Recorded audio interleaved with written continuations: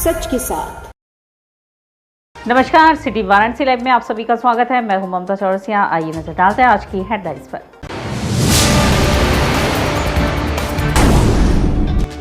वेतन नहीं मिलने से क्षुब्ध बीएचयू के हार्टिकल्चर विभाग के कर्मचारी उतरे सड़क पर। महात्मा गांधी काशी विद्यापीठ में आयोजित हुआ छात्र संघ महोत्सव।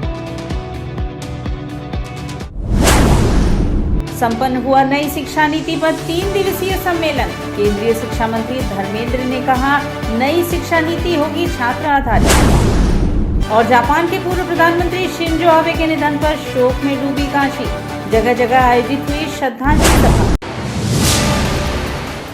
और अब खबरें विस्तार से। केंद्रीय शिक्षा मंत्री धर्मेंद्र प्रधान ने नई शिक्षा नीति को लेकर कहा है कि नई शिक्षा नीति में छात्र नौकरी ढूंढेंगे नहीं, नौकरी देने वाले बनेंगे। केंद्रीय शिक्षा मंत्री धर्मेंद्र ने कहा है कि नई शिक्षा नीति छात्र आधारित होगी, जिसमें छात्र नौकरी खोजने के बजाय नौकरी देने वाले बनेंगे। प्रधान आज रुद्राक्ष कन्वेंशन सेंटर में मीडिया को संबोधित कर रहे थे। शिक्षा मंत्री ने कहा कि नई शिक्षा नीति के संदर्भ में 3 दिवसीय सम्मेलन के लिए काशी का चयन इसलिए किया गया क्योंकि एक तो काशी सर्व विद्या की राजधानी है, दूसरी यहाँ गुरु शिष्य परंपरा रही है। धर्मेंद्र प्रधान ने कहा है कि आजादी के बाद शिक्षा के क्षेत्र में जितना सुधार होना चाहिए था, नहीं हुआ। अब सरकार ने ज्ञान आधारित अर्थनीति की परिकल्पना की है। देश को ढांचागत परिवर्तन की तरफ ले जाने का प्रयास है। शिक्षा और स्किल डेवलपमेंट दोनों की सेक्रेटरी भी मेरे साथ हैं। पहली बार देश में एक समावेशी इंटीग्रेटेड कलेक्टिव अप्रोच के साथ उच्च शिक्षा की सभी स्टेक होल्डर्स को इकट्ठा लाके इस प्रकार के एक समागम किया गया था। आने वाले दिनों में उसको स्थायी रूप दिया जाएगा। निश्चित अंतराल में आगे तय करेंगे, साल में करेंगे या 2 साल में एक बार करेंगे, लेकिन निश्चित अंतराल में इस प्रकार की शिक्षा समागम आयोजित करके भारत की नौजवानों की आकांक्षा को पूरा किया जाएगा। मैं आप सभी का सहयोग के लिए आभार फिर प्रकट करता हूं। आपने पिछले 3 दिन से इसको ठीक से कॉन्फ्रेंस की पहले भी प्रसिद्धि दिया, देश में उसको चर्चा की बिंदु बनाया। मैं शिक्षा विभाग की ओर से, भारत सरकार की ओर से आपको धन्यवाद देता हूं। मेरे ओर से इतनी बात कहना था। राज्यसभा सांसद व कांग्रेस के वरिष्ठ नेता प्रमोद तिवारी ने महंगाई और तिरंगा नीति को लेकर केंद्र सरकार की आलोचना की। श्री प्रमोद तिवारी सांसद राज्यसभा एवं सदस्य केंद्रीय कांग्रेस वर्किंग कमेटी ने कहा कि मोदी सरकार द्वारा इस देश के स्वतंत्रता संग्राम से संबंधित प्रतीकों पर जिस तरह से मना किया जा रहा है, उनमें अब देश की आन बान और शान तिरंगा भी शामिल हो गया है। देश के तिरंगे झंडे का शानदार और स्वर्णिम इतिहास है। इसके लिए भारत माता ने अपने जवान सपूतों को खोया है। दिनांक 11 अगस्त 1942 को बिहार सेक्रेटेरिएट में तिरंगा फहराने की कोशिश में देश के 6 सपूतों की अंग्रेजों ने गोली मारकर हत्या कर दी थी, जिनमें रामानंद सिंह, सतीश शाह, जगतपति कुमार, देवीपदा चौधरी, राजेंद्र सिंह और राम गोविंद रामकृष्ण सिन्हा भी थे, जिन्होंने बिहार सेक्रेटेरिएट के ऊपर तिरंगा फहराया। ये है कांग्रेस का सुंदर और स्वर्णिम इतिहास। दूसरी तरफ कर्नाटक में भाजपा एवं पूर्व मंत्री श्री ईश्वरा हैं, जो कहते हैं कि 20 साल में हम तिरंगे को बदल देंगे। तिरंगा झंडा केवल कर्नाटक के हुबली के खादी ग्राम उद्योग संगठन संघ द्वारा ही बनाया जाता है। वर्ष 1957 से यहाँ पर तिरंगा झंडा बनाया जाता है, जिसमें लगभग 250 से अधिक कर्मचारी हैं। कानून में यह निर्धारित है कि तिरंगा झंडा केवल खादी का ही बनाया जाएगा, किंतु कानून को बदलते हुए मोदी सरकार ने तय किया है कि अब पॉलिएस्टर भी इस्तेमाल कर सकते हैं। अब इनकी कुदृष्टि झंडे पर भी पड़ गई है। पॉलिएस्टर लाएंगे कहाँ से? चीन से। अब मोदी जी हम दो हमारे दो के अलावा चीन के उद्योगपतियों को फायदा पहुंचाने के लिए कानून में संशोधन लाए हैं। इंदिरा गांधी के नेतृत्व में हरित क्रांति हुई, श्वेत क्रांति हुई। कांग्रेस सरकारों ने आज भारत को सरप्लस स्टेट बना दिया, लेकिन पहली बार मोदी जी के राज में चंद पूंजीपतियों को लाभ पहुंचाने के लिए किसान को मिल जाता तब भी ठीक था, ज़्यादातर यहाँ से आयात करा दिया। आज फूड क्राइसिस हो गई। 1 साल 2 साल अगर सूखा पड़ जाए तो भारत के पास पर्याप्त अनाज का भंडार नहीं है। तो ये एक मैं कहना चाहता हूँ मोदी सरकार की एक बार फिर किसान के महंगाई को बेचने की उसकी मेहनत की है और देश को दांव पे लगाने का। ये अग्निपथ अग्निवीर के लिए मैंने कहा, ये नौजवानों के भविष्य को बेचा जा रहा है। लाल किला गिरवी रख दिया, हवाई जहाज चला गया, पानी चला गया, रेल चली गई, कारखाने चले गए, सार्वजनिक उद्योग चले गए, अब नौजवान बेचा जा रहा है। 3 साल 4 साल के बाद 22 साल और 23 साल में अगर वो भूतपूर्व अग्निवीर हो जाएगा, क्या करेगा? मैं कुल मिला के कहना चाहता हूँ देश को बर्बाद और तबाह किया मोदी जी ने। सिंजो साहब का निधन हुआ है, अरे कभी वायदा था क्वेटा बनाने को काशी का, काशी की ओरिजिनलिटी भी नहीं रहने दी, उसकी संस्कृति भी नहीं रहने दी। तो मोदी साहब ने देश को लूटा है, उनके नेतृत्व में लूटा। मैं इसको स्पष्ट कर दूं क्या कह रहा हूं मैं, इसकी जो संपदा 70 साल में बनी थी वो बेची गई, ये आशय है मेरा। कुछ पूंजीपतियों ने लूटा है। वेतन न मिलने से क्षुब्ध बीएचयू हार्टिकल्चर विभाग के कर्मचारी शनिवार की सुबह सड़क पर उतर आए। काशी हिंदू विश्वविद्यालय में हार्टिकल्चर विभाग के कर्मचारी वेतन न मिलने से शनिवार की सुबह सड़क पर उतर आए। पहले कुलपति आवास के सामने, फिर मधुबन में विरोध प्रदर्शन किया। कर्मचारियों को 4 से 5 महीने से वेतन नहीं मिल रहा है। सभी कर्मचारी विश्वविद्यालय में माली के पद पर कार्यरत हैं। कर्मचारियों ने विभाग के एक प्रोफेसर पर गाली गलौज और अभद्रता करने का भी आरोप लगाया। नाराज कर्मचारियों ने विश्वविद्यालय प्रशासन पर आरोप लगाया कि इन्हें पिछले 5 महीने से वेतन नहीं मिल पा रहा है। कई बार इसकी शिकायत उच्चाधिकारियों से की गई, लेकिन न सुनवाई हुई और न ही कोई कार्यवाही हुई। इससे परेशान होकर कर्मचारियों को आज धरना देने के लिए मजबूर होना पड़ा। बीएचयू के यह सभी कर्मचारी चतुर्थ श्रेणी ग्रेड के हैं। सर, हमारी समस्या यह है कि न हमारी सैलरी का टाइम से मिल रहा है, न हमें कोई सुविधाएं मिल रही हैं, न मेडिकल सुविधाएं से लेकर सर कोरोना में हम लोग पूरी ड्यूटी किए हैं, उसमें ड्यूटी का पैसा नहीं मिला। आप लोगों को ये कार्यरत रखा गया है? हम तो 12-14 साल से, हम 20 साल के इसमें पड़े हुए हैं। किस विभाग के अंतर्गत? हॉर्टिकल्चर यूनिट, माली, उद्यान विभाग। उद्यान विभाग जी। क्या कहा जा रहा है? कुछ नहीं। 5 महीना हो गया, आप अधिकारी हैं, आपको नहीं पता है कि इन लोगों का पैसा नहीं मिल रहा है? आपको तो पता होगा ना। जुलाई महीना है। क्या बोल रहे हैं आप लोग? बस सांत्वना बोलने के लिए तैयार ही नहीं है। बस सुबह आना, गाली गलौज देना, उसके बाद चले जाना। कभी तो लड़कों के ऊपर 5-6 लड़के हैं जिनके ऊपर हाथ उठा चुका है, मार चुके हैं। Professor incharge Anil Singh, agriculture department. Mahatma Gandhi Kashi Vidyapith में छात्र संघ महोत्सव शनिवार को गांधी अध्ययन सभागार में संपन्न हुआ। शनिवार को महात्मा गांधी काशी विद्यापीठ में छात्र संघ महोत्सव गांधी अध्ययन सभागार में संपन्न हुआ। इस कार्यक्रम की अध्यक्षता कुलपति प्रोफेसर आनंद कुमार त्यागी की प्रतिनिधि बन कुल सचिव सुनीता पांडे द्वारा की गई। मुख्य अतिथि ब्रह्म कुमारी ईश्वरीय विश्वविद्यालय की BA के वंदना दीदी रही। साथ ही विशिष्ट अतिथिगण में बैरैया बलिया के विधायक जयप्रकाश, अंचल सरधना मेरठ के विधायक अतुल प्रधान किए। पूर्व विधान परिषद सदस्य राज्यपाल कश्यप और गोपालपुर आजमगढ़ के विधायक नफीस अहमद के प्रतिनिधि बन वसीम खान रहे। इस कार्यक्रम में छात्र संघ के पदाधिकारी महामंत्री अभिषेक सोनकर, पुस्तकालय मंत्री शुभम पाल भी सम्मिलित रहे। इस कार्यक्रम में अतुल प्रधान राज्यपाल कश्यप ने युवाओं में अपने वाणी से छात्र संघ को लेकर जोश भरा। वहीं मुख्य अतिथि BK वंदना दीदी द्वारा अध्यात्म और व्यक्ति के मन पर अपने विचार रखकर युवाओं का मार्गदर्शन किया।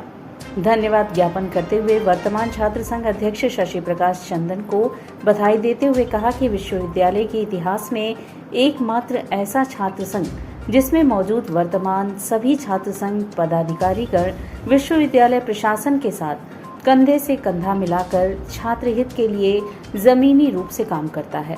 जिसके बाद सभी अतिथिगण का अंग वस्त्र और काशी विद्यापीठ का मोमेंटो देकर सम्मानित किया गया।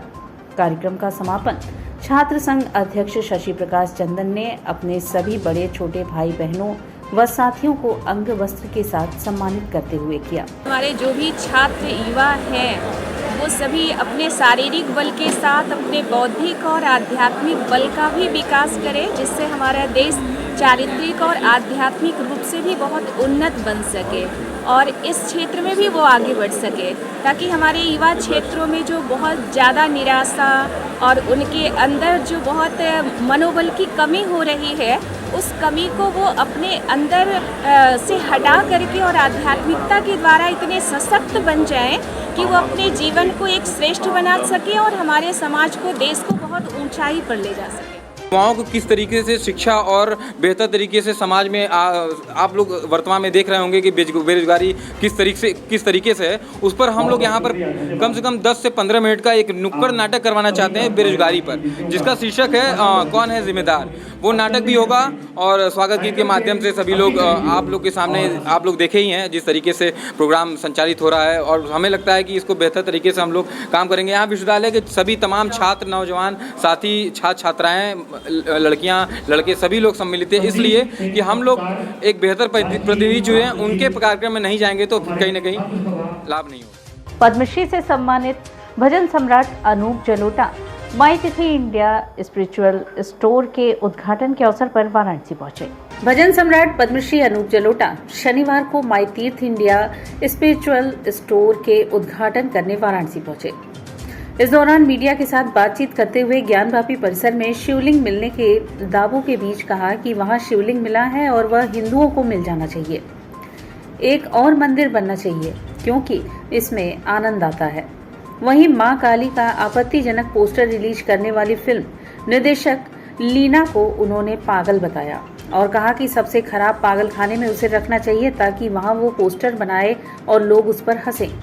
जापान के प्रधानमंत्री शिंजो आबे के निधन पर शोक व्यक्त करते हुए उन्होंने कहा कि यह एक पॉलिटिकल मर्डर है। लीना मणिमेकलाई का बचाव करते हुए टीएमसी सांसद महुआ मोइत्रा के बयान पर अनूप जलोटा ने कहा कि मोइत्रा अगर लीना का समर्थन कर रही हैं तो गलत है, क्योंकि उनका पोस्टर किसी भी हाल में सही नहीं है। ज्ञानवापी में मिले शिवलिंग को लेकर लगातार आ रही विवादित टिप्पणियों के सवाल पर उन्होंने कहा कि भगवान बुद्ध एक बार एक गांव में गए तो वहां के लोगों ने कहा कि वो राम और कृष्ण के मानने वाले हैं और उन्हें गालियां दी और पत्थर बरसाए, पर गौतम बुद्ध बैठे रहे शांति मुद्रा में। उनके भक्त ने कहा कि आपने कुछ कहा क्यों नहीं, तो उन्होंने कहा कि हमने इसमें से एक भी गाली और पत्थर लिया ही नहीं। अनूप ने कहा कि विचलित होना और न होना ये हमारे ऊपर है। उन्होंने कहा कि हिंदू ताकतवर भी है और सहनशील भी। लीना के लिए जो सबसे खराब पागल खाना हो उसमें उसको जगह दिला दीजिए। देखिए, पहली बार उसने जब पोस्टर बनाया तो हमको लगा अपनी फिल्म की पब्लिसिटी के लिए कर रही है, तो लोग करते हैं, बेहूदी करते हैं, चीप सस्ती पब्लिसिटी के लिए, सस्ते प्रचार के लिए। लेकिन जब उसने दोबारा किया तो वो तो पक्का हो गया कि तो पागल है। तो पागल लोग तो इस तरह की हरकतें करते ही रहते हैं, तो उनको पागल खाने में रखो, वो उस तरह के चित्र बनाती रहें और उन्हीं पागलों में बांटती रहें। सब लोग देखेंगे, हंसेंगे, डांस करेंगे। लेकिन टीएमसी की सांसद इसको सही ठहरा रही हैं, खुले मन से वो इसका समर्थन भी कर रहे हैं। उसको गलत कह दिए, इसको बिल्कुल समर्थन करना ही नहीं चाहिए, गलत कह दीजिए, तो गलत कर रही है। कई मुस्लिम मौलाना जो हैं शिवलिंग को प्राइवेट पार्ट तक के संबोधित कर रहे हैं, इस तरह की चीजें भी कह रहे हैं। तो ऐसे धर्म हम आपको एक बात बताएं, विचलित होना और न विचलित होना ये हमारे ऊपर है। गौतम बुद्ध एक गांव में गए, वहाँ के लोग आ गए, उनको पत्थर फेंकने लगे, गालियाँ देने लगे कि हम तो रामकृष्ण के भक्त हैं, ये हमको क्या सिखाने आ गए। वो चुपचाप बैठे रहे, गालियाँ सुनते रहे, चल दिए। दूसरे दिन सुबह एक भक्त ने पूछा, उसने इतनी आपको गालियाँ दी, आपको बुरा नहीं लगा? उन्होंने कहा मुझे बिल्कुल नहीं लगा, क्योंकि मैंने ली ही नहीं। उसने दी, हमने नहीं ली। तो अपने को ऐसा बनाइए। कब तक हिंदू सहिष्णु रहेगा? नहीं, हिंदू बहुत ताकतवर है, ऐसी बात नहीं है। लेकिन हिंदू में जो एक सहने वाली बात है वो भी तो हिंदू में ही है, तो ये भी तो बहुत बढ़िया। जिस तरह से जापान के पूर्व प्रधानमंत्री की हत्या हुई है, वो काशी भी आए थे, काशी से भी काफी लगाव रहा। मैं जानता हूँ, उस पर आपकी प्रतिक्रिया? देखिए, दुख है, पॉलिटिकल मर्डर है, क्योंकि वहाँ जब प्रधानमंत्री कोई भी ऐसी घोषणा करता है, कोई ऐसा नियम बनाता है जिससे कुछ लोगों को कष्ट होता है, इसीलिए तो सिक्योरिटी दी जाती है ना हमेशा, कि भाई उनके पद से उतर जाने के बाद भी सिक्योरिटी दी जाती है, कि कुछ लोग नाराज भी तो रहे होंगे कि भाई इन्होंने ये नियम बनाए थे। तो इस तरह के ये मर्डर हुआ। काशी विश्वनाथ मंदिर, हमारी इंदिरा जी नहीं गई इसमें। ज्ञानवापी का श्रृंगार गौरी में शिवलिंग मिलने की बात आ रही है, तो क्या लग रहा है इस तरह के मामले में, क्या लग रहा है जिस तरह से हिंदू पक्ष कर रहा है उसको अब मंदिर सौंप देना चाहिए, आपका क्या मानना है? मेरा मानना यही है कि वहाँ से शिवलिंग निकला है, हिंदुओं को मिल जाना चाहिए। और यहाँ वक्त चला है एक छोटे से ब्रेक का, मिलते हैं ब्रेक के बाद। वाराणसी लाइव, सच के साथ। PMC hospital, habitat for humanity. Doctor Sanjay Chaurasia और डॉक्टर श्वेता चौरसिया के दूरदर्शी सोच और सेवा भाव से पीएमसी हॉस्पिटल की शुरुआत हुई। 2008 से पीएमसी हॉस्पिटल ने लोगों को उत्कृष्ट चिकित्सा सुविधा प्रदान की है। पीएमसी हॉस्पिटल बनारस में उपलब्ध सर्वोत्तम हॉस्पिटल में से एक है। प्रसूति एवं स्त्री रोग विभाग, पीडियाट्रिक्स एवं नियोनेट्रोलॉजी, जनरल एवं लेप्रोस्कोपिक सर्जरी, अस्थि एवं जोड़ रोग, यूरोलॉजी एवं गैस्ट्रोलॉजी, मनोरोग विभाग, फिजियोथेरेपी जैसी कई सुविधा उपलब्ध है। पीएमसी हॉस्पिटल आपको डॉक्टर द्वारा नियमित ओपीडी की सुविधा देता है। इसके साथ ही आधुनिक गहन चिकित्सा इकाई आईसीयू, आईसीसीयू की सुविधा एक ही छत के नीचे आपको मिलती है। मैं doctor Sanjay Chaurasia, director PMC hospital Ravindrapuri, Varanasi. PMC hospital NABH accredited एवं ISO तथा QCI द्वारा मान्यता प्राप्त 50 bed super multi speciality hospital है। पिछले 10 वर्षों से निर्धन परिवारों के लिए एक विशेष OPD की सुविधाएं प्रदान की गई हैं, जिसके माध्यम से स्त्री रोग विभाग एवं बाल रोग विभाग में 1 लाख से अधिक लाभार्थियों को OPD की निःशुल्क सेवाएं प्रदान की गई हैं। हमारा उद्देश्य है कि कम खर्च में उत्कृष्ट स्वास्थ्य सेवाएं आम जनमानस को सर्वसुलभ कराएं। PMC hospital, habitat for humanity, Ravindrapuri extension, behind Durga Kund, Varanasi. Helpline number 0542231055 और कॉल 8808960005 और 8417003104।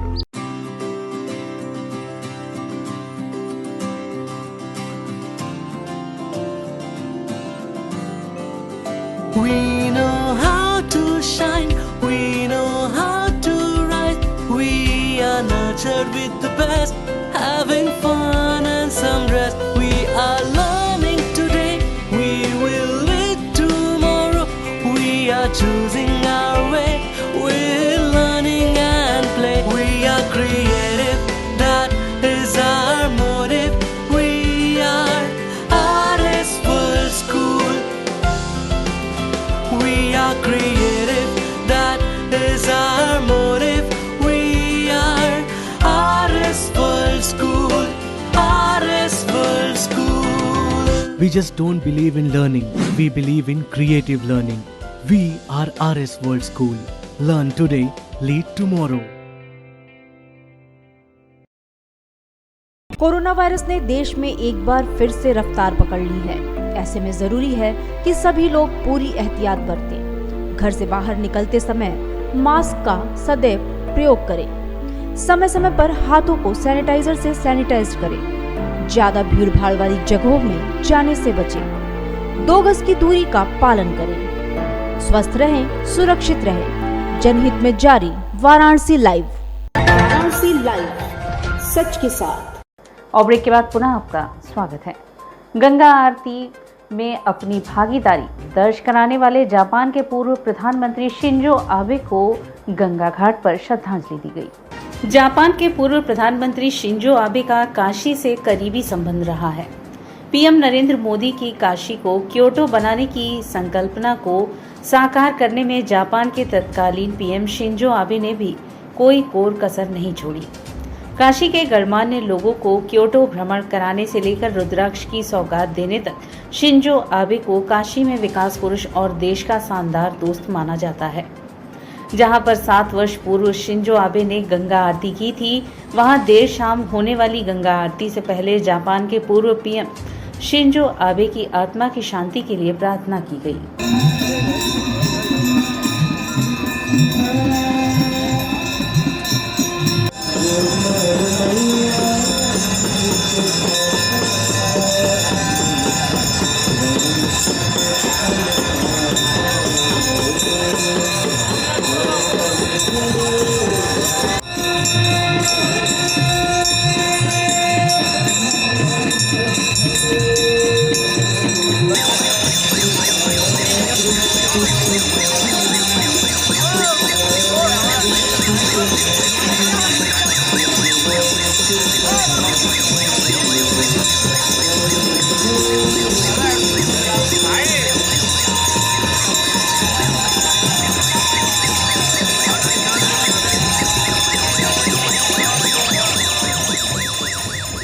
काशी से खास नाता रखने वाले जापान के पूर्व प्रधानमंत्री शिंजो आबे को नमामि गंगे की टीम ने गंगा आरती कर श्रद्धांजलि दी। भारत के सदैव शुभ चिंतक रहे और काशी से खास नाता रखने वाले जापान के पूर्व प्रधानमंत्री शिंजो आबे को नमामि गंगे ने दशाश्वमेध घाट पर गंगा आरती से श्रद्धांजलि अर्पित की। जहां बैठे थे शिंजो आबे, उसी स्थल से गंगा आरती कर उनके लिए मोक्ष की कामना की गई। प्रधानमंत्री नरेंद्र मोदी के प्रगाढ़ मित्र, महान वैश्विक व उत्कर्ष राजनेता और एक उल्लेखनीय प्रशासक को काशी की तरफ से गंगा किनारे पुष्पांजलि अर्पित की गई। विदित हो कि Varanasi international cooperation and conventional centre के लिए जापान ने 186 करोड़ रुपए की मदद की थी। भारत और बनारस के साथ शिंजो आबे का खास रिश्ता रहा है। बनारस के दौरे पर मां गंगा की आरती करके शिंजो आबे ने अलग छाप छोड़ी थी। मां गंगा से शिंजो आबे के लिए मोक्ष की कामना करते हुए काशी क्षेत्र के संयोजक राजेश शुक्ला ने कहा कि श्री आबे ने भारत जापान संबंध को एक विशेष सामरिक और वैश्विक साझेदारी के स्तर तक बढ़ाने में बहुत बड़ा योगदान दिया। काशी के विकास के लिए श्री शिंजो आबे जी के योगदान को भुलाया नहीं जा सकता। इस आयोजन में प्रमुख रूप से नमामि गंगे काशी क्षेत्र के संयोजक राजेश शुक्ला, सुषमा जायसवाल, सुनीता देवी, आलोक मिश्रा, पंकज गुप्ता, दीपक गुप्ता, आशुतोष भदौरिया, शाश्वत वाजपेयी, संतोष यादव, सीमा कुशवाहा सहित बड़ी संख्या में नागरिकगण उपस्थित रहे। जापान के पूर्व प्रधानमंत्री शिंजो आबे जी की कल निर्मम हत्या कर दी गई और आज हम नमामि गंगे के सदस्यों ने प्रधानमंत्री श्री नरेंद्र मोदी जी के आह्वान पर राष्ट्रीय शोक को देखते हुए प्रधानमंत्री नरेंद्र मोदी जी और शिंजो आबे जी ने जिस स्थल पर गंगा की आरती की थी, आज वहीं से हमने पुष्पांजलि अर्पित की है और गंगा आरती करके मां गंगा से शिंजो आबे जी के लिए मोक्ष की कामना की। रुद्राक्ष कन्वेंशन सेंटर पर जापान के पूर्व स्वर्गीय प्रधानमंत्री शिंजो आबे के निधन पर श्रद्धांजलि सभा आयोजित की गई। सामाजिक संस्था प्रणाम वंदे मातरम समिति द्वारा सिगरा स्थित रुद्राक्ष कन्वेंशन सेंटर पर जापान में दुखद आतंकी घटना में मृत पूर्व प्रधानमंत्री स्वर्गीय शिंजो आबे को संस्था के सदस्यों ने रुद्राक्ष व पुष्पांजलि अर्पित कर नमन कर श्रद्धा सुमन अर्पित कर 2 मिनट का मौन रखकर भावभीनी श्रद्धांजलि दी। शिंजो आबे के निधन पर राजकीय शोक में रुद्राक्ष कन्वेंशन सेंटर के बाहर दोनों राष्ट्र के राष्ट्रीय ध्वज के साथ कार्यकर्ताओं ने हाथों में शिंजो आबे की फोटो के साथ दोनों राष्ट्र के ध्वज लेकर मृतक आत्मा की शांति के लिए प्रार्थना की। भावभीनी श्रद्धांजलि सभा में महिलाएं भी शामिल हुई। कार्यक्रम के मुख्य वक्ता अनुसूचित आयोग के सदस्य मनोज सोनकर थे। कार्यक्रम का नेतृत्व अनूप जायसवाल ने किया। भारत से विशेष लगाव था, लेकिन वाराणसी से उसमें भी गहरा स्नेह था, जिसके स्नेह स्वरूप उन्होंने हम सब काशी वासियों को ये रुद्राक्ष सेंटर भेंट किया था। आज हम इसी रुद्राक्ष सेंटर के बाहर उनको रुद्राक्ष की माला अर्पित करके, श्रद्धा सुमन अर्पित करके श्रद्धांजलि अर्पित किए हैं और इस ईश्वर जहाँ भी हो उस आत्मा को शांति प्रदान करे तथा ये जो आतंकवादी घटना हुई है जापान में, इनके हत्यारों को कड़ी से कड़ी सजा मिले। हम इस मांग के साथ उनको श्रद्धा सुमन अर्पित करके श्रद्धांजलि अर्पित कर रहे हैं। वैश्य समाज के लोगों ने भी रुद्राक्ष कन्वेंशन सेंटर पर शिंजो आबे के निधन पर श्रद्धांजलि सभा की। बहुत अफसोस में हैं। जापान के पूर्व मंत्री, भारत के मित्र, प्रधानमंत्री मोदी जी के प्रिय मित्र और सच्चे मायने में काशी मित्र श्री शिंजो आबे जी का जो गोली मार करके अंत किया गया है, उसकी जितनी निंदा की जाए कम है। और सही माने में आबे जी ने बनारस के लिए, भारत के लिए बहुत किया है और आज हम लोग जो रुद्राक्ष कन्वेंशन सेंटर में खड़े हैं, ये भी उनकी देन है। वो गंगा के नैनाभिराम दर्शनार्थी थे और बनारस में गंगा को साफ करने के लिए कई योजनाएं चल रही हैं उनके सहयोग से और हम उनकी आत्मा की शांति के लिए यहाँ श्रद्धांजलि देते हैं और अपने शोक संवेदना प्रकट। सिटी चैनल परिवार ने भी जापान के पूर्व प्रधानमंत्री शिंजो आबे को श्रद्धांजलि दी। भारत के अच्छे दोस्त व जापान के पूर्व प्रधानमंत्री शिंजे आबे को आज सिटी चैनल के कार्यालय में भावभीनी श्रद्धांजलि दी गई। इस अवसर पर सिटी चैनल के वाराणसी हेड संजय गुप्ता ने श्रद्धांजलि अर्पित करते हुए कहा कि शिंजे आबे न सिर्फ भारत के अच्छे दोस्त थे बल्कि उनका काशी से भी गहरा रिश्ता था। उनकी हत्या से समस्त काशीवासी मर्माहत हैं। भारत के अभिन्न मित्र थे जापान के पूर्व प्रधानमंत्री शिंजो आबे जी। उनकी हत्या से हम काशीवासी काफ़ी मर्माहत हैं और हम लोग उनके सम्मान में एक श्रद्धांजलि सभा हम लोगों ने मौन रख के अभी किया है सिटी केबल परिवार ने। और उनकी जो एक दुखद मौत हो गई है उस पर हम सभी काशीवासियों में रोष भी है और बहुत ज़्यादा दुख और क्रोध है। जिसने ये कृत्य किया है उसको कड़ी से कड़ी सज़ा मिलनी चाहिए और हम उनके परिवार के साथ और जापान वासियों के साथ जो कि हमारे भारत के बहुत अच्छे सहयोगी रहे हैं उनके साथ हम इस दुख की घड़ी में खड़े हैं। और इसी के साथ सिटी वाराणसी लाइव का यह प्रसारण यही समाप्त होता है। ममता चौरसिया को दे इजाजत।